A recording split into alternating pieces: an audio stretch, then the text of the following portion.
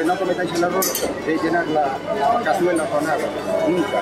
Vale, le ponéis debajo dos deditos de agua, 2 dedos de agua, y si es agua mezclada, mitad de agua de mar, mitad con la pata para arriba, porque digamos de alguna manera lo que haces es que quede la concha como reservorio del agua que tiene o del... Sí que la afecta, de hecho, nosotros la autóctona está en veda ahora y lo vamos a tener en veda hasta noviembre.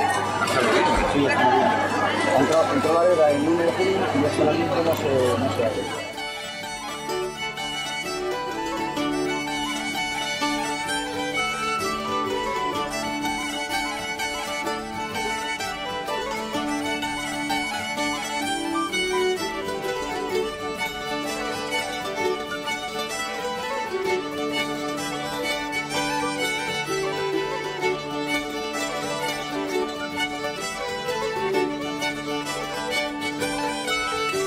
Ahora en este tiempo aparecen por la cabeza oscura, ¿sí? ¿Vale? Y eso significa que aquí tienen los corales. Los corales son los ovarios fecundados. Estos corales que tiene aquí, si lo abrimos, tiene una masa verde. Toda esta masa coralina la va a convertir en huevas.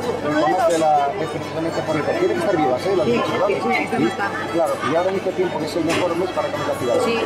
Ahora en el mes de junio y mayo, junio. Son los 2 mejores meses porque es cuando está llena de grasa. Sí.